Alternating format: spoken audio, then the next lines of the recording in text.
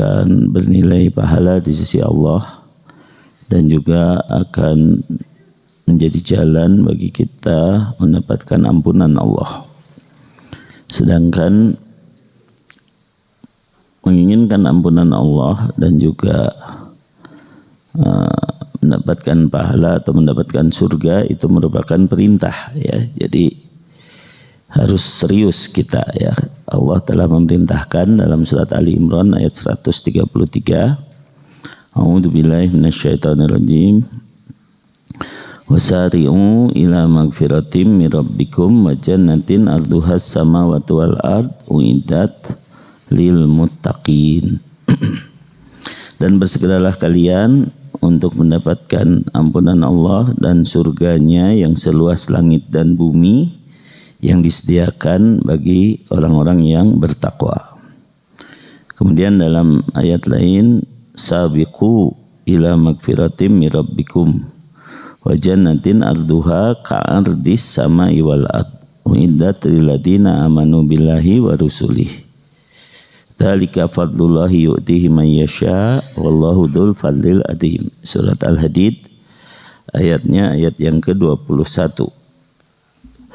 Berlombalah kalian untuk mendapatkan ampunan dari Rabb kalian dan surga yang seluas langit dan bumi yang disediakan bagi orang-orang yang beriman kepada Allah dan Rasul-Rasulnya.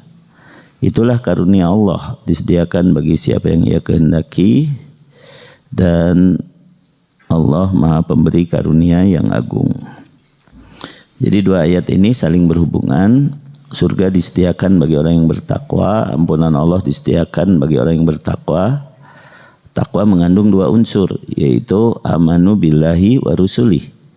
Beriman kepada Allah, tauhidnya benar, ikhlas, lalu beriman kepada Rasulnya, ibadahnya, amalnya mengikuti perintah, yaitu tidak sembarangan, ibadahnya mengikuti Quran dan Sunnah, lain sugan jeung cenah ya. Itu syarat diterimanya amal disebutnya ya. Syarat diterimanya amal itu adalah ikhlas dan mutabaah. Disingkat imut ya. Imut itu singkatan ikhlas dan mutabaah. Sesuai juga dengan surat ke-18 ayat 110 yang tadi saya bacakan dalam salat ya, surat Al-Kahfi ayat 110. Faman kana yarju liqa'a rabbih, maka barang siapa yang berharap berjumpa dengan Allah. Kapan kita bisa berjumpa dengan Allah? Kalau masuk surga. Orang yang masuk neraka itu mahjubun, terhalang dari Allah.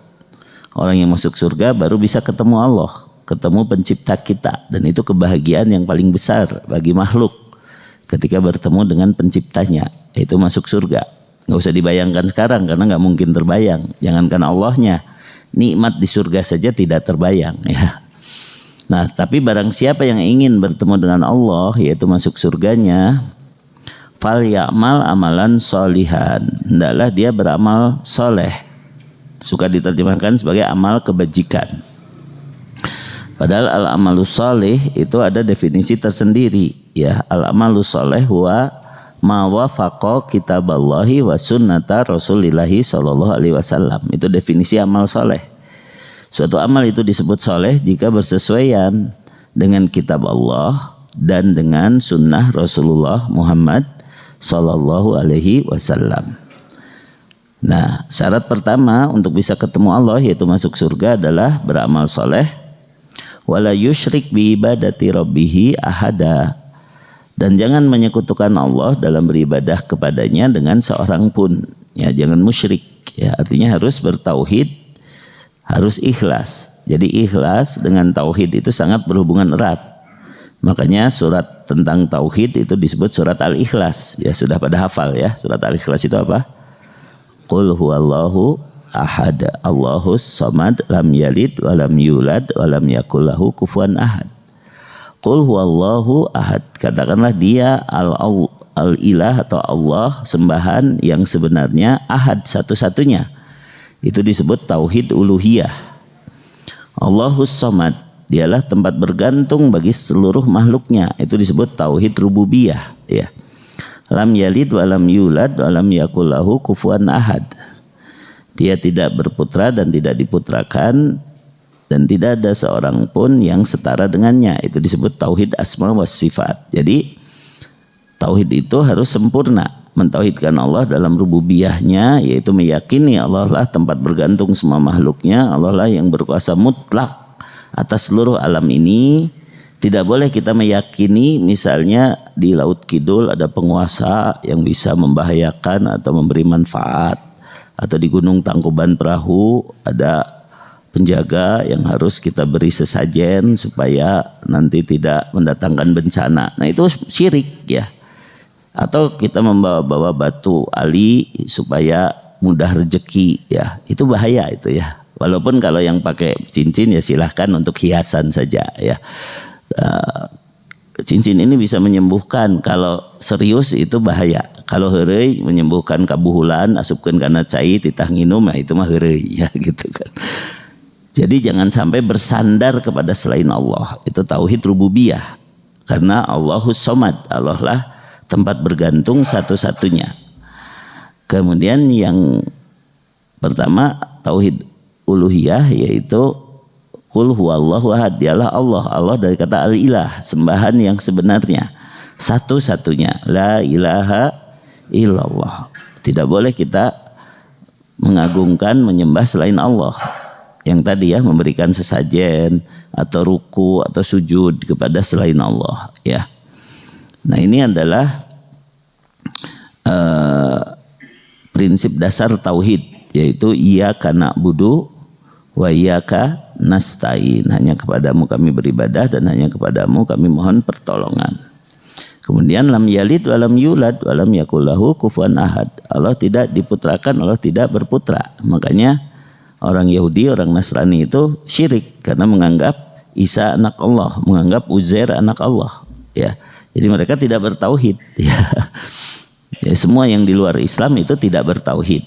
Walaupun ada orang ngaku Islam tapi dia tidak mengerti bahwa dia menyalahi tauhid, kunaon teu ngaji ya gitu. Jadi mengapa kita harus ngaji akidah seperti ini? Jangan sampai kita ngaku Islam tapi keislaman kita nanti tidak diterima di sisi Allah, maka itu kerugian yang besar. Kita sudah punya karcis surga, tiket surga, tapi dipiceun nah gitu, karena tauhid kita menyimpang ya. Ini pentingnya kajian akidah atau kajian tauhid ya. Nah, jadi tauhid uluhiyah adalah harus mengagungkan, menyembah, beribadah hanya kepada Allah saja ya. Kemudian berikutnya tauhid asma wa sifat. Kita meyakini Allah mempunyai nama-nama, pekerjaan dan sifat-sifat yang sempurna, tidak ada kekurangan sedikit pun. Jadi kita harus berbaik sangka kepada Allah. Allah tidak ada kekurangan sedikit pun. Maka dengan itu hidup kita jadi tenang ya. Karena yang mentakdirkan segala sesuatu adalah Allah. Dalam tauhid rububiyah kan Allah berkuasa atas seluruh makhluknya, dan Allah pun mempunyai sifat terpuji ya. Sehingga akhirnya bagi orang yang beriman takdir itu tidak ada yang buruk. Nah, ini yang harus kita yakini. Takdir itu tidak ada yang buruk. Kenapa? Karena Allah yang menakdirkan segala sesuatu itu maha terpuji. Dan kita bisa menyikapi takdir dengan benar kalau kita beriman. Seperti Nabi Zakaria. Nabi Zakaria sebelum berdoa menyatakan, walaupun tulangku sudah rapuh, kepalaku sudah beruban ya, aku sudah lemah, tapi aku belum pernah kecewa dalam berdoa kepadamu. Walam akum bidu'a ika robbi syaqiyya. Betapa sering kita mengaku muslim tapi suka bertanya-tanya, kenapa ya Allah belum mengabulkan doa saya? Kenapa Allah begini? Kenapa Allah begitu? Nah itu karena lemahnya tauhid. Nabi Zakaria mengatakan, aku tidak pernah kecewa dalam berdoa kepadamu, karena walaupun yang datang itu bukan yang aku minta, tapi aku yakin Engkau maha terpuji, Engkau memberikan yang terbaik untukku. Nah ini pentingnya keyakinan itu ya, yaitu wa asa antakrahu syai'an wa huwa khairul lakum. Bisa jadi kamu benci kepada sesuatu padahal itu baik bagimu. Bisa jadi kamu menyukai sesuatu tapi itu buruk bagimu. Wallahu ya'lamu wa antum la ta'lamun. Allah lah yang tahu, kamu mah tidak tahu ya. Jadi ini penting untuk meyakini keimanan itu mendatangkan kebaikan dalam setiap urusan ya. Hadis sahih riwayat Muslim, ajaban li amril mu'min, Aku kagum kepada urusan orang beriman. Rasulullah SAW saja merasa kagum terhadap urusan orang beriman. Inna amrohu kullahu lahu khair. Kalau imannya benar, semua urusan itu jadi kebaikan baginya. In asobatu sara'u syakar fakana khairallah. Kalau dia mendapat kelapangan, kemudahan, ya kesenangan, dia mampu bersyukur dengan benar, maka kesenangan itu jadi kebaikan baginya. Betapa banyak orang yang punya kekuasaan, punya kesenangan, punya kekayaan, punya kelapangan, tidak jadi kebaikan baginya. Dan sekarang jadi berita terus menerus kan ya di internet ya, dengan inisial FS ya, udah pada kenal ya gitu. Kesenangan belum tentu jadi kebaikan kalau tidak bersyukur. Nah begitu ya. Ya. Kalau zaman Nabi Musa inisialnya F saja ya, itu kesenangan ya. Kesenangan paling kaya, paling berkuasa, tapi dia malah jadi makhluk paling kafir sampai mengaku sebagai Tuhan. Ana rabbukumul a'la, aku Tuhanmu yang paling tinggi ya. Itu kesenangan tidak jadi kebaikan kalau tidak bisa bersyukur ya. Kemudian wa in asobathud dhara'u sabar. Orang yang beriman itu kalau dikenai kesusahan dia mampu bersabar ya. Dengan sabarnya itu jadi kebaikan baginya. Fakana khairallah. Walaisa dzalika li ahadin illa lil mu'min. Dan semua urusan jadi kebaikan itu tidak mungkin diperoleh kecuali oleh orang yang beriman. Maksudnya orang yang imannya benar ya. Orang yang imannya benar bisa mengubah keburukan jadi kebaikan. Karena dia diberi petunjuk oleh Allah ya. Surat At-Taghabun ayat 11. Ma asaba min musibatin illa biidznillah wa may yu'min billahi yahdi qalbah. Tidak tertimpa satu musibah pun kecuali dengan izin Allah, tapi orang yang beriman oleh Allah akan dibimbing hatinya, yahdi qalbah ya. Wallahu bikulli syai'in alim. Dan Allah Maha mengetahui segala sesuatu ya. Jadi kata Imam Sufyan bin Uyainah, malam yara bala'an ni'matan falaisa bifaqih. Siapa yang belum bisa melihat musibahnya sebagai nikmat, maka dia bukan orang yang mengerti agama. Padahal mengerti agama itu adalah ciri seseorang dapat kebaikan ya. May yuridillahu bihi khairan yufaqihu fiddin. Siapa yang dikehendaki oleh Allah mendapat kebaikan, maka dia akan dibuat mengerti tentang agamanya, tentang Islam, tentang akidah, tentang akhlak, tentang ibadah, tentang muamalah. Nah, itu 4 hal yang harus kita perdalam ya untuk dianggap mengerti agama. Dan bukan hanya dianggap, itu penting dianggap ya. Betul-betul mengerti agama gitu ya. Itu ciri utamanya dia bisa melihat dalam setiap musibah itu terdapat kebaikan. Jadi tidak berburuk sangka kepada Allah. Seperti Luqman Al-Hakim ya. Allah berfirman dalam surat Al-Baqarah 269, yu'til hikmata may yasha'u wa may yu'tal hikmata faqad utiya khairan katsira. Dia memberi hikmah kepada siapa yang ia kehendaki. Siapa yang diberi hikmah, maka dia telah diberi kebaikan yang banyak ya. Makanya hikmah itu diartikan pemahaman yang mendalam terhadap Al-Qur'an dan As-Sunnah. Itu pengertian yang benar tentang hikmah. Karena pengertian yang keliru, hikmah itu diartikan filsafat, atau hikmah itu diartikan ilmu-ilmu yang aneh-aneh ya.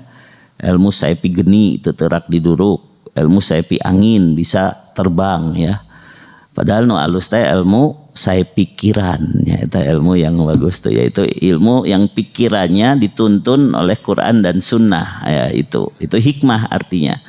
Nah makanya Allah mencontohkan satu hambanya dalam surat Luqman ayat 12, walaqad ataina Luqmanal hikmata anishkur lillah. Sungguh kami telah berikan kepada Luqman hikmah supaya dia pandai bersyukur kepada Allah. Jadi ciri orang yang bijaksana, orang yang mempunyai hikmah, yang ilmu agamanya mendalam, itu selalu bersyukur dalam setiap keadaan, termasuk ketika dapat musibah. Dia bisa melihat kebaikan dalam musibah tadi. Wa may yashkur fa innama yashkuru li nafsihi. Karena siapa yang bersyukur, dia bersyukur untuk dirinya sendiri. Hakikatnya kan Allah tidak butuh makhluknya, tidak butuh ibadah kita, tidak butuh apapun Allah mah. Tapi Allah telah menetapkan karena Dia Maha Bijaksana, jalan kebahagiaan kita yaitu dengan beribadah, dengan bersyukur, dengan bersabar ya, dengan bertaubat ya. Itu kunci-kunci kebahagiaan itu ibadah, syukur, sabar, taubat ya. Itu kunci kebahagiaan dan itu sebenarnya proyek seumur hidup. Jadi setiap saat seluruh kegiatan kita itu harus dihubungkan dengan 4 hal tadi. Apakah ini ada nilai ibadahnya? Apakah saya bersyukur dengan kejadian ini? Apakah saya bersabar? Ya, kalau mendapat kesenangan harus ada sabarnya, jangan sampai lupa diri. Kalau mendapat kesusahan harus ada sabarnya, jangan sampai putus asa. Dan juga bertaubat. Karena apa? Karena belum tentu ibadah kita diterima. Karena bisa jadi nikmat yang diberikan kalau kita bersyukurnya tidak benar itu menghilangkan pahala di akhirat karena sudah disegerakan di dunia kan gitu. Ya. Kemudian juga musibah hanya bisa jadi penghapus dosa kalau kita sabarnya benar ya. Jadi perlu taubat ya. Jadi taubat itu penting dalam setiap amal ya. Ketika kita habis sholat, assalamualaikum warahmatullah, assalamualaikum warahmatullah, langsung apa? Astagfirullah, pasti begitu ya. Kemudian juga setelah selesai Ramadan kita disuruh zakat fitrah untuk menghapuskan kekurangan-kekurangan dari ibadah saum kita. Itu juga bentuk istighfar ya. Ketika Rasulullah SAW diberikan kemenangan, idza ja'a nasrullahi wal fath wa ra'aitan nasa yadkhuluna fi dinillahi afwaja, disuruh apa? Fasabbih bihamdi rabbika wastaghfir. Ya, bertasbihlah memuji Allah karena ini bukan kehebatanmu.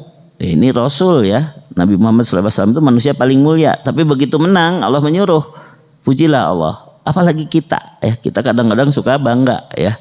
Apalagi waktu main pingpong ya, sahulah gitu. Harusnya alhamdulillah gitu ya. Ya, jangan memuji diri sendiri, memuji Allah ya. Minimal bisa mengucapkan alhamdulillah. Walaupun kadang-kadang ada yang tulus, ada yang tidak ya. Ya, misalnya ada orang syukuran ya. Alhamdulillah Bapak Ibu, saya naik pangkat, gaji saya meningkat 2 kali lipat.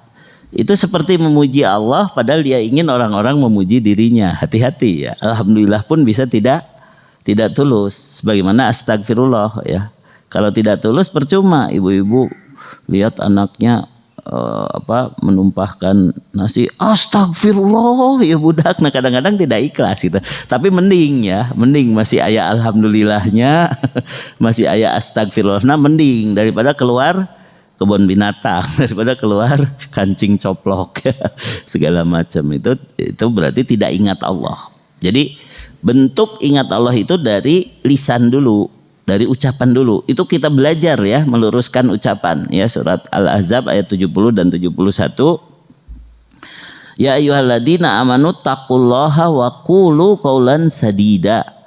Wahai orang-orang yang beriman, bertakwalah kepada Allah dan ucapkan ucapan yang benar, ucapan yang lurus. Ucapan yang benar itu jujur, mengingatkan kepada Allah, menasehati, ya, berdakwah. Itu adalah ucapan yang lurus, ucapan yang benar. Ya, kita belajar meluruskan dulu ucapan.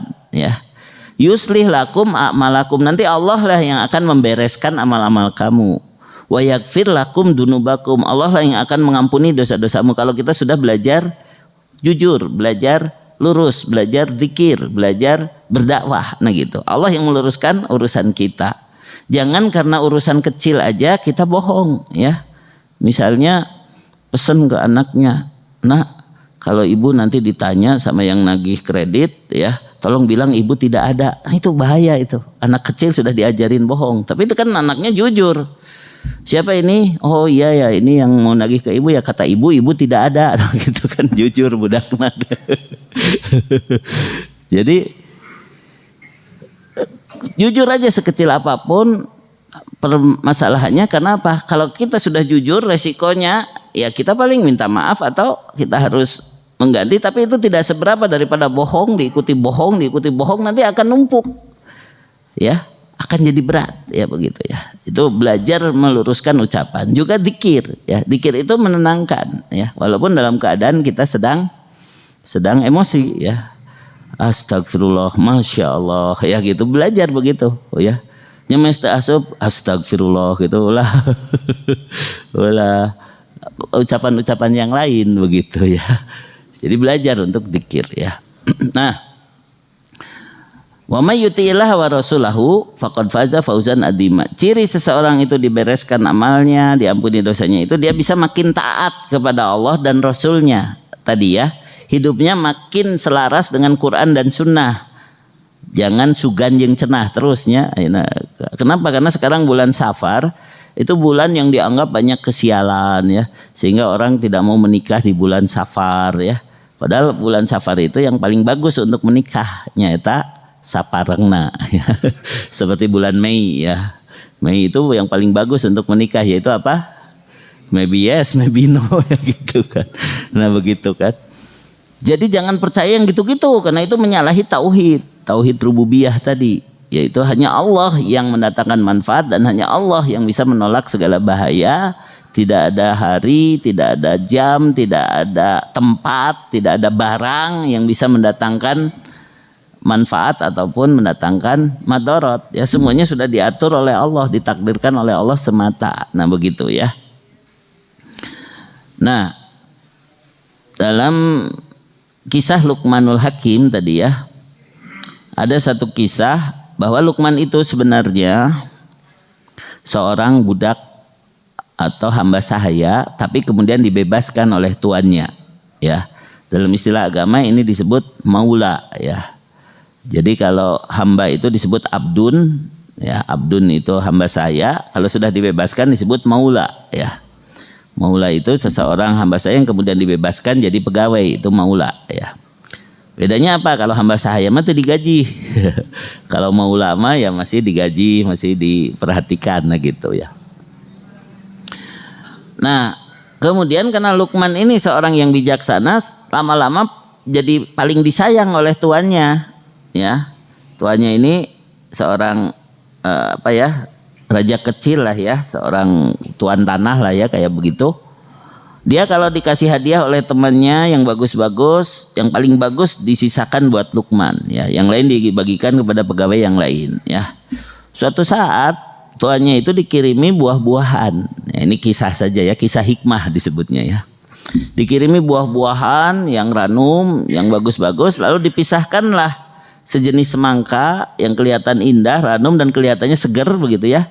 Lalu tuannya ini mengatakan kepada pegawai yang lain, kalian tahu kan aku menyayangi Luqman, semangka ini aku pisahkan khusus untuk pegawaiku yang paling aku sukai ini, yaitu Luqman. Karena Luqman ini orang yang bijaksana, sering menasihati tuannya, sehingga tuannya pun sayang kepadanya.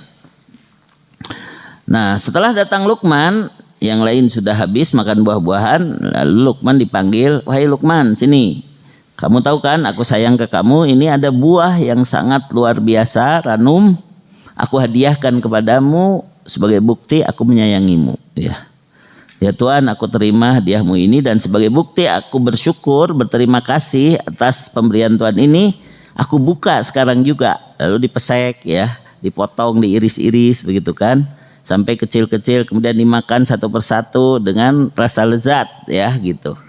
Tuannya sampai ngiler ya, ngiler teh naon, urui kabita ya begitu. Luqman, kamu makan buah itu kok nikmat banget ya, itu kan sekarang punya kamu, boleh nggak aku ikut mencicipi ya begitu. Maka kata Luqman, mangga Tuan, Tuan dapat pahala ngasih hadiah kepadaku, aku sekarang dapat pahala nih. Jadi Tuan minta barang yang sudah Tuan berikan, tapi sudah punya aku ya aku kasihkan lagi, silahkan ikut mencicipi begitu. Nah ini juga namanya kisah hikmah ya. Jadi dalam riwayat tadi ketika tuannya makan buah itu dicicipi, ternyata pahit luar biasa dan akhirnya tuannya itu pingsan. Nah ini untuk mendramatisir ya. Saking pahitnya sampai pingsan. Ya memakan buah tadi. Setelah bangun tuannya agak kesel. Luqman, kamu mah sembarangan, kamu tidak ngasih tahu ke saya sampai pingsan makan buah ini ya. Apa lidah saya yang rusak atau kamu beda rasanya, buat kamu mah manis? Sama aja, lidah Tuhan dengan lidah saya sama. Jadi pahit juga kamu rasakan juga sama. Iya. Kok kamu kuat malah kamu kelihatan enak makan buah itu? Kata Luqman begini, wahai Tuhan, selama ini Tuhan sudah ngasih banyak kepadaku. Kemudian Tuhan ngasih buah ini juga maksudnya baik. Ya hanya menahan pahit dikit aja, apa sih susahnya? Apalagi pahit itu biasanya banyak antioksidannya. Wah, itu bahasa zaman dulu nggak tahu antioksidan ya. Ini bisa jadi obat buatku. Kenapa aku harus kesel begitu kan? Wah iya, kamu memang bijaksana begitu. Nah ini gambaran Allah tuh sudah ngasih banyak kepada kita. Lalu ketika kita dikasih musibah dikit aja, padahal di situ pun pasti ada hikmah, lalu kita kesel. Nah itu namanya tidak tahu diri ya. Kita sakit gigi ya, sampai marah-marah ya, sampai membanting-bantingkan piring gitu. Padahal gigi yang sakit cuma satu, gigi kita ada 30 lebih ya, sisanya tadi disyukuri ya. Kemudian gigi ini sudah dipakai berapa puluh tahun, sakitnya cuma seminggu ya, orang amak-amakan anak kawas kumaha kan. Ini satu contoh saja. Begitu juga musibah-musibah yang lain ya, ingat bahwa musibah ini takdir Allah, Allah Maha terpuji, di sana pasti ada kebaikan ya. Jika nama ceramah pakai cerita mah resepnya bapak ibunya. Ini ada cerita lain, kisah nyata. Kalau tadi mah bisa sahih bisa tidak ya, tapi ambil hikmahnya ya.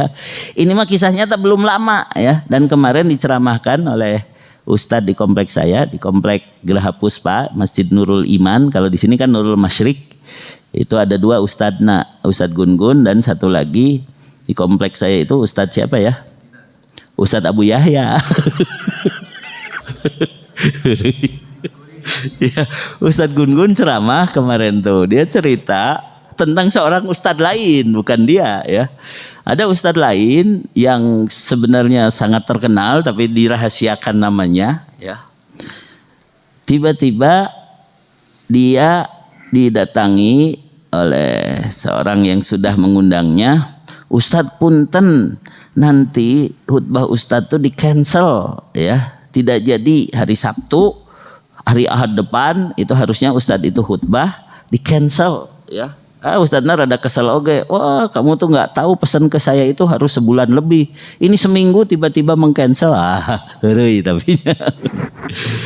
Lalu ustadz itu kemudian bersabar, ini takdir Allah sudah. Kenapa ya? Kenapa nggak jadi saya khutbah? Ustadz tuh diundang khutbah nikah. Sabtu kemarin si pihak laki-lakinya membatalkan pernikahan. Dan pihak perempuannya, si calon mempelai perempuannya sekarang sedang ada di rumah sakit jiwa. Jadi ya kami nggak bisa ngundang ustadz gitu kan. Kami nggak bisa ngundang ustadz untuk ceramah minggu depan karena pernikahannya pun nggak jadi gitu kan. Ya, saya juga pernah dulu di cancel ya. Ini cerita sampingan ini mah ya. Ustadz Abu Yahya maaf karena sedang COVID, kami hanya bisa menghadirkan keluarga dekat. Terjadi ya. Terjadi Ustadz teh khutbah nikah teh karena cukup oleh KUA saja, dan KUA juga hanya dihadiri 2 saksi, kemudian keluarga sudah. Tapi ada foto-fotonya nih, Ustadz alhamdulillah anak kami sudah nikah gitu kan. Ustadz tejanten khutbah nikahna, tapi sebagai terima kasih tetap aja ditransfer ta eta mah saya teman. Itu mah cerita sampingan itu. Dan itu kisah nyata waktu COVID kemarin. Ini mah ustadz yang lain ya, ustadz yang lain. Dia nanya kenapa nggak jadi, karena mempelai laki-lakinya membatalkan, akhirnya si wanitanya lang-lang ling-ling. Lang-lang ling-ling itu akhirnya sampai masuk rumah sakit jiwa ya. Aduh kalau gitu saya harus nengok katanya, karena dia yang khusus meminta saya khutbah. Jadi si ustadz ini tahu akhwat ini suka ngaji, kunaon bet bisa nepi ka lang-lang ling-ling gitu kan. Padahal ini kan takdir. Coba kalau kita beriman kepada takdir, teu kudu asup rumah sakit jiwa sebenarnya mah. Ya, asal ngadengikeun ceramah kawas kieu we unggal poe. Tapi kan ini sebulan sekali ceramah. Jadi didatangilah oleh ustadz itu ke rumah sakit jiwa. Kenapa tuh? Ya ini jadi nggak bisa ngomong, malah kieu we bengong gitu kan. Terus sama keluarga yang sedang nunggu dibilang ini gini Ustadz, gini musibah lah ya gitu ya. Ya sudah, saya tahu anak ini suka ngaji. Ustadz ini membacakan ayat wa asa antakrahu syai'an wa huwa khairul lakum wa asa antuhibbu syai'an wa huwa syarrul lakum wallahu ya'lamu wa antum la ta'lamun ya. Bisa jadi kamu membenci sesuatu padahal itu baik bagimu. Bisa jadi kamu menyukai sesuatu padahal itu buruk bagimu. Allah yang tahu, kamu tidak tahu. langsung tah cenghar deui. Iya Ustadz, saya sering denger ini, apalagi dari Agim, sering pisan gitu ya. Sering pisan kan Agim cerita ada seseorang, ini juga mungkin fiktif ya. Ada seseorang minta jodoh kepada Allah, tapi saking bingungnya dia akhirnya malaweng, digegel anjing ya. Anjing nanti anjing bikang ya, tuh mungkin kan jodohna iya kan gitu kan. Itu mungkin. Tapi ini pasti ada hikmah. Akhirnya dia ke rumah sakit. Di rumah sakit ada perawat yang telaten. Ternyata eta jodohna. Jadi kan kudu digegel anjing heula eta masalahnya gitu. Jadi setelah dikasih tahu bahwa yang kamu tidak sukai bisa jadi baik buatmu, akhirnya wanita itu sadar lagi, iya mungkin saja dia memang bukan jodohku dan dia tidak baik untuk jadi jodohku, dan ini takdir Allah supaya aku sadar bahwa semua tergantung ketentuan Allah. Aku terima saja, aku sabar. Akhirnya cager keluar dari rumah sakit jiwa ya. Hanya memang nggak diceritakan apakah Ustadz tadi ditransfer atau tidak, mah beda deh, itu beda cerita namanya. Nah jadi begitu Bapak Ibu, tauhid itu mengandung 3 unsur, tauhid rububiyah, tauhid uluhiyah, tauhid asma wa sifat. Tapi dalam praktek sehari-hari ya, untuk tauhid rububiyah kita harus meyakini segalanya di tangan Allah, dan Allah Maha terpuji. Alhamdulillahirabbil alamin. Untuk tauhid uluhiyah kita menyembah ya, taat dengan sepenuhnya, beribadah itu jangan kepada yang lain. Tadi jangan memberikan sesajen, jangan memberikan sembelihan, jangan memberikan pengagungan kepada selain Allah. Karena banyak umat Islam yang tertipu, datang ke makam-makam, ke kuburan, niatnya ziarah, tapi akhirnya mengagung-agungkan kuburan. Hati-hati nih, banyak sekarang majelis-majelis taklim kayak begitu. Ustadz kan kami mah tidak menyembah kuburan ini, kan ini orang soleh supaya disampaikan kepada Allah. Allah tidak menyuruh kita pakai perantara seperti itu ya. Surat 40 ayat 60. Wa qala rabbukum ud'uni astajib lakum. Berdoalah langsung kepadaku ya. Tidak ada di situ harus lewat si anu, tidak ada ya. Dan itu yang dibesar-besarkan karena tadi itu benar dalam ngaji tauhidnya kan gitu. Iya karena budu, iya karena stainya nggak serius. Padahal eta teh orang teh langsung dialog dengan Allah kan. Iya karena budu, iya karena stain. Tidak ada perantara apapun waktu ngomong gitu kan. Hati-hati, ini yang paling rawan ya di zaman kita sekarang, menganggap boleh minta-minta di kuburan dengan alasan orang yang meninggal itulah yang akan menyampaikan kepada Allah. Itu tidak ada dalilnya ya. Surat Az-Zumar ayat 2 dan 3 ya. Fa'budillaha mukhlishan lahuddin, beribadahlah kepada Allah dengan mengikhlaskan ibadah termasuk doa hanya kepadanya. Ala lillahi dinul khalis, ingatlah yang diterima oleh Allah hanya agama yang bersih dari syirik ya.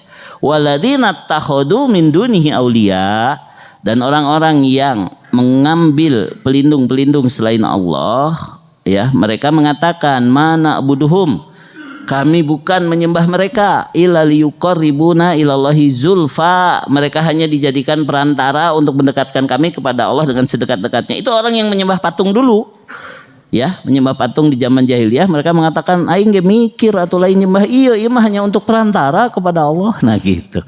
Sama dengan orang yang menyembah kuburan sekarang, ngomong nama gitu kan ya. Saya bukan menyembah kuburan ini, saya hanya menjadikan dia sebagai perantara. Ayat nah, surat Az-Zumar ayat 2 dan 3 ya. Disebut orang-orang yang begini adalah orang-orang yang pembohong dan orang-orang yang ingkar ya. Jadi ketika tidak ada dasarnya, ketika tidak ada perintahnya, sudah cukupkan saja dengan yang ada perintah ya. Nu aya parentahna wae can diamalkeun, salat tahajud, salat duha, kan eta mah geus jelas. Nu parentahna menta-menta di kuburan diamalkeun, kan aneh gitu. Banyak orang sibuk dengan hal yang tidak ada perintahnya, melupakan yang jelas-jelas ada perintahnya ya. Model nanti kalau nggak salah tuh ada isu-isu rebo terakhir bulan Safar kita harus begini, itu nggak ada dalilnya ya. Rebo wekasan disebut nanti kan gitu. Atau ada dalil apalagi lah macam-macam, nah itu masuk ganjing cenah ya. Jadi harus kuatkan tauhid. Kalau kita tahu dalil, insya Allah yang begitu-begitu bisa kita labrak ya. Karena apa? Karena ketika kita tidak ngaji, barulah kita ke bawah-bawah yang begitu ya. SMS, WA. Nah WA ini kadang-kadang aneh. nu ngirimna wae can maca geus disebarkeun gitu kan.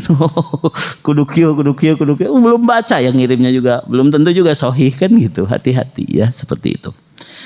Nah, jadi kurikulum berikutnya setelah misi itu disebut sebagai tujuan hidup ya, ma'rifatullah, ibadah, syariat, dan ikhlas.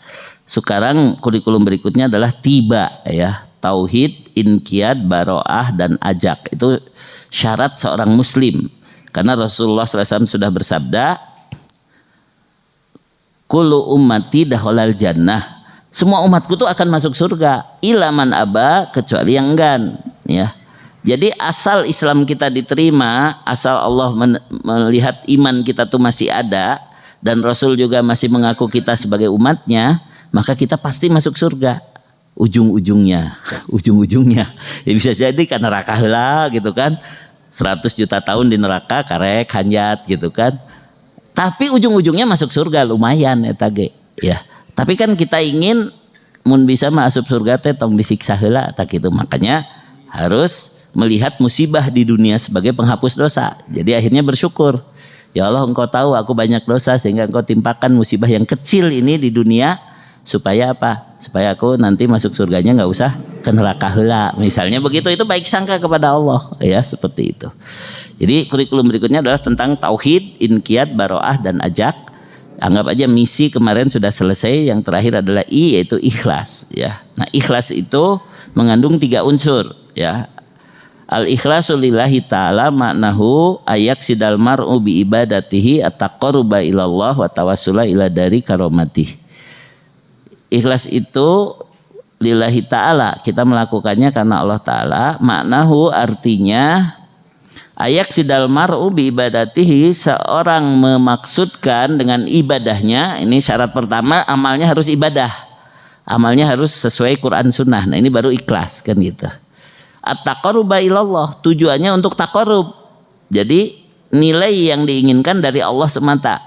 Wa tawassula ila dari karomati, amal ini sebagai jalan untuk meraih negeri kemuliaan, yaitu akhirat, surga ya. Jadi ikhlas mengandung 3 unsur, ibadah, taqarrub, dan surga. Jadi ikhlas itu justru ingin surga, karena banyak juga ada penceramah bahkan ngomong kalau ibu bapak pengen surga keneh can ikhlas. Itu ngerti ya orang yang ngomong begitu ya. Kita tuh diperintahkan ingin surga, dan itu salah satu unsur untuk ikhlas supaya kita tidak tercidun, supaya tidak terlalu cinta dunia. Kita harus menginginkan surga. Nah begitu ya. Dan saya seringkali mengatakan, kalau bapak ibu sudah merasa, Ustadz alhamdulillah saya mah hidup mah yang penting mah penilaian Allah, saya tidak terlalu peduli penilaian makhluk, saya mah yang penting mah akhirat, saya mah sabar terus di dunia. Ibu bapak udah nggak usah ngaji akidah, nggak lulus. Oh iya, ini atohnya. Oh, jangankan ibu bapak, saya juga masih belajar ya tamanya gitu. Jadi kita pentingkan taqarrub kepada Allah, pentingkan akhirat, maka akidah kita sudah benar ya. Gitu. Tapi kan harus terus diingatkan ya, poho deui kadang-kadang teh nah gitu. Nah itu saja untuk pengantar kurikulum berikutnya, tauhid, inqiyad, baroah, dan ajak. Tadi masih pengantar buah-buah tauhid ya. Pengantar buah-buah tauhid itu menjadikan hidup jadi indah ya. Hidup jadi indah karena ikhlas. Jadi ada 3 I ya. Ini juga rumus ya, sudah saya sampaikan kan. 3 I itu yang pertama iman. Dengan iman hidup jadi terarah. Yang kedua ilmu. Dengan ilmu hidup jadi mudah. Yang ketiga adalah ikhlas. Dengan ikhlas hidup jadi indah ya begitu. Alhamdulillah. Iya teh rea singkatannya, abdi mas rea singkatan karena bapak ibunya pinter-pinter ternyatat soal namanya. Jadi disingkat-singkat. Untungnya ada yang merekam ya, mudah-mudahan nanti diupload. Jadi lamun poho deui tinggal ningali di YouTube ya, insyaallah. Silahkan kalau ada pertanyaan, mangga kalau ada mic-nya nih buat panitia, ada mic buat yang bertanya atau malah tidak ada. Langsung we lah. Telat mic-na mangga. Oh ada. Nganggo mic. Assalamualaikum warahmatullahi wabarakatuh. Waalaikumsalam warahmatullahi wabarakatuh. Pak Ustadz izin mungkin ya 2 pertanyaan. Mangga silahkan. Nomor hiji kaitannya sarang segera bersegeralah Ya. minta ampunan kepada Allah. Ada di ayat lain yang tadi adalah minta ampunan kepada Allah untuk mendapatkan surganya, tapi ada di ayat lain di juz 30, ya ayu Tuhan nafsul mutmainnah, Ya. ya jiwa yang tenang. Nah, jiwa yang tenang ini apakah dampak dari segera mendapatkan ampunan dari Allah atau seperti apa? Mohon penjelasannya. Yang kedua, dari surat Al-Ikhlas tentang Allahus Somad. Allahus Somad ini Allah tempat bergantung. Tapi kadang-kadang contohnya saya aja lah, muncul kekhawatiran tentang hari esok dengan urusan dunia ini. Padahal contohnya misalkan yang terjadi kenaikan BBM. Ya, kenaikan BBM kita jadi khawatir tentang biaya hidup, apalagi kalau udah pensiun, Pak. Gitu. Kasindir ya, Pak. Ya. Jadi muncul kekhawatiran, padahal udah jelas Allah tempat bergantung. Ya. Bukan yang naikin BBM yang tempat bergantung. Ya. Jadi mohon juga nasihat dari Pak Ustadz harus seperti apa kami ini.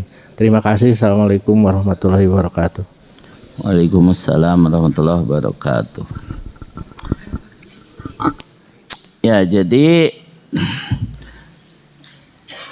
panggilan kepada jiwa yang mutmainnah itu bukan ujuk-ujuk. Ya Tuhan nafsul mutmainnah itu bukan ujuk-ujuk, tapi memang dia pantas dianggap sebagai nafsul mutmainnah. Kenapa? Karena selalu ingat Allah. Itu surat ke-13 ayat 28. Alladzina amanu wa tatmainnu qulubuhum bidzikrillah. Ala bidzikrillahi tatmainnul qulub.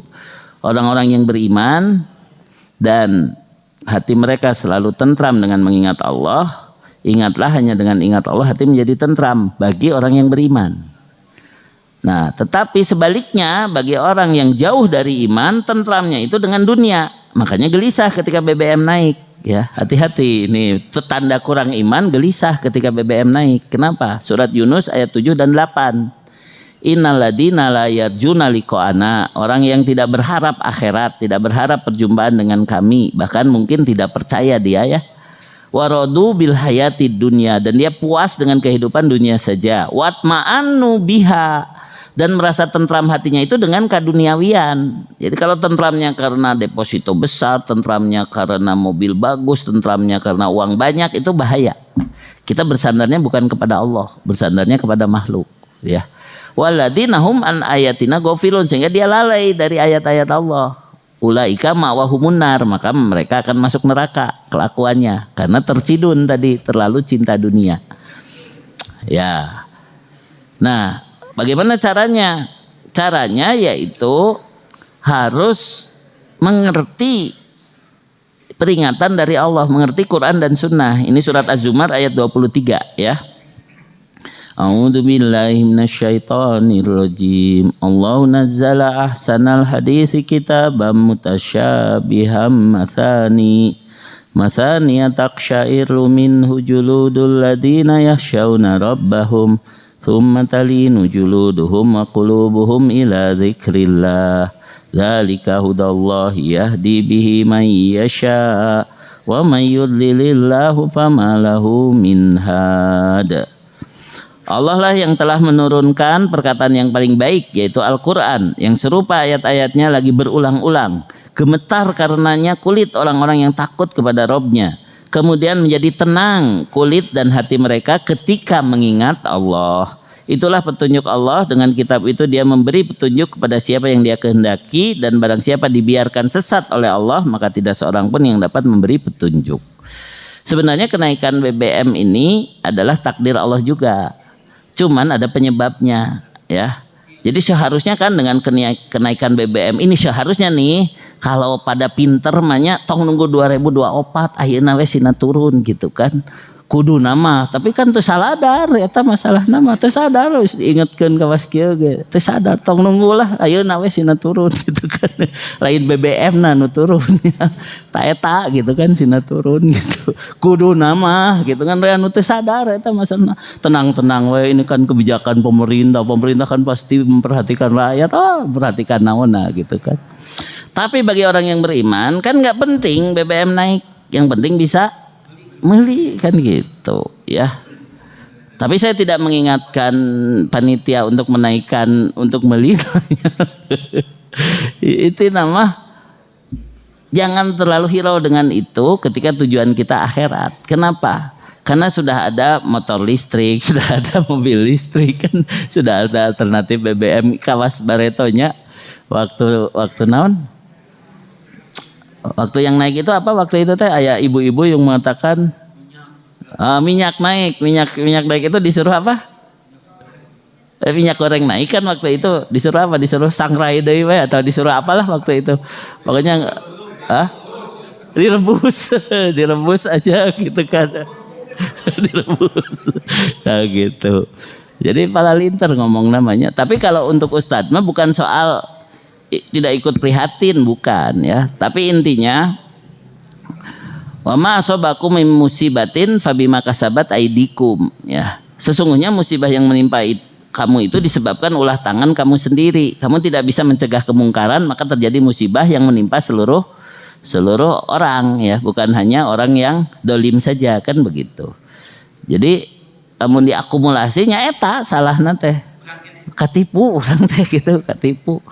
Wong Cili yang membela rakyat mana ngebelana gitu kan, itu ketipu sebenarnya mah. Hanya banyak keneh nu teu sadar eta. Tapi kan kita nggak boleh juga tadi menyalahkan keadaan, itu hanya untuk evaluasi saja. Maka tugas kita adalah ya Allah ini semua takdirmu, kalau aku terkena dampak mudah-mudahan ini jadi penghapus dosa dan berilah aku jalan pertolongan ya. Jadi sering-seringlah baca surat Al-Isra ayat berapa ya, 80-an lah ya. Robbi adkhilni mudkhala sidkin wa akhrijni muhroja sidkin waj'ali miladungka sultanan nasiro. Karena kita situasinya sedang terjepit, kita nggak tahu jalan keluar, ya minta kepada Allah. Ya Allah, masukkan aku di tempat masuk yang benar, keluarkan aku dengan jalan keluar yang benar, dan berikan pertolongan yang menolong keadaanku gitu ya. Tapi ini intinya juga tujuannya tetap akhirat begitu ya. Nah, kerisauan pensiunan, kerisauan pengacara kayak saya tuh pengacara ya, pengangguran seueur acara gitu kan. Itu sebenarnya karena tidak yakin bahwa semua sudah diatur oleh Allah, atau tidak mengutamakan akhirat dalam menghadapi musibah dunia begitu. Makanya kita kembalikan kepada tadi, yakin kepada Allah, jadikan akhirat sebagai tujuan utama, sikapi dengan sikap orang yang beriman, yaitu sikap SSI ya, syukur, sabar, istighfar ya, syukur, sabar, istighfar. Kalau saya melihat ini salah satu siasat ya, siasatnya teh kemarin kan pernah, kalau yang mau BBM bersubsidi harus pakai aplikasi ya, kemudian aplikasinya ternyata kacau, akhirnya terjadi ya, terjadi pakai aplikasi. Nah sekarang siasatnya dinaikkan heula, engke rakyat mengeluh, nanti menjelang pergantian diturunkan, wah biar pilih dari orang rek diturunkan. Nah itu salah satu siasat. Dagoan we geura. Geus kabaca ketakna kawas kitu gitu. Ya, tapi kalaupun tidak begitu kan ditaikeun ayeuna gaji PNS teh-nya. Jadi itu juga siasat biar orang-orang yang sudah di dalam cengkramannya tidak lari begitu kan. Ya. Kita doakan saja semoga Allah nanti menjadikan pemimpin kita ini pemimpin orang yang bertakwa ya. Orang yang memperhatikan atau berpihak kepada Islam ya. Mudah-mudahan eta. Itu juga kan kita hanya tidak boleh kita bersandar pada makhluk. Mudah-mudahan kalau eta berarti inisial nate AB-nya, inisial natenya, inisial aja terus ya gitu kan. Mudah-mudahan itu lebih berpihak pada Islam. Kalau sekarang mah sama sekali. Bahkan ada seorang mantan panglima mengatakan, ngomong we Pancasila, ieu mah rek ngaganti jadi komunis. Itu dia yang ngomong, bukan saya ya. Saya hanya menyampaikan ya. Dari mantan panglima tadi yo ngomong we Pancasila padahal rek diganti jadi komunis cenah gitu. Itu kata panglima tadi ya. Bukan kata saya ya, begitu. Tapi kalau saya menyampaikan itu ya silahkan cari nanti di internet ada ya gitu kan. Nah makanya kita harus kembali kepada Al-Quran dan As-Sunnah, kembali kepada Tauhid, kembali ke masjid ya. Insya Allah mun masjidna caket mah teu perlu BBM ya, mapah we lah ya gitu. Bahkan lebih besar pahalanya Bapak Ibu. Walaupun di komplek ini kalau dari rumah ke masjid jalan kaki itu lebih besar pahalanya daripada pakai kendaraan ya. Ngan abdi mah mun ti Lembang ka dieu nya capek gitu ya. Tapi di kompleks saya ketika Ustadz Gun-Gun menyampaikan setiap langkah menghapus dosa, setiap langkah meninggikan derajat, itu akhirnya banyak orang-orang komplek datang ke masjid itu jalan kaki. Alhamdulillah gitu. Pada narurut gitu Kak Ustadz, kecuali abdi. Karena habis dari masjid harus jalan lagi kemana gitu. Nanti lila teuing lamun ke masjidnya jalan kaki. Karena saya sesama ustadz gitu kan. Tapi jamaah banyak yang nurut ketika disampaikan begitu. Salah satu solusinya tadi Pak. Salah satu solusinya amalkan sunnah. Ke masjid-masjid wae mah leumpang wae atuh gitu. Itu lebih membuat kita bersabar ya. Tadi siapa lagi yang mau bertanya? Sudah cukup? Cekap ya. Alhamdulillah. Sudah cukup ya. Jadi Bapak Ibu ingat, kalau kita duduk ingat Allah di masjid habis sholat subuh berjamaah, lalu sholat 2 rakaat setelah matahari terbit, itu mendapat pahala haji dan umroh. Wah, sempurna lagi gitu. Ya hadisnya hasan, memang tidak sampai sahih, hadisnya hasan, tapi boleh diamalkan dan boleh berharap begitu. Hadis sahihnya Rasulullah SAW setiap kali sholat subuh selalu nunggu matahari terbit baru kemudian sholat 2 rakaat. Itu hadis sahih riwayat Muslim. Tapi pahala itu dalam hadis Tirmidzi dinyatakan oleh Syekh Albani sebagai hadis hasan. Artinya boleh kita berharap dengan sholat syuruk ini, sholat duha awal, sebenarnya sholat syuruk tehnya, sholat duha awal. Syaratnya yaitu 10 menit setelah matahari terbit. Matahari terbit 5.49, jadi sekarang jam 6:06 sudah boleh ya. Sudah 15 menit ya. Subhanakallahumma wa bihamdika asyhadu alla ilaha illa anta astaghfiruka wa atubu ilaik. Wassalamualaikum warahmatullahi wabarakatuh.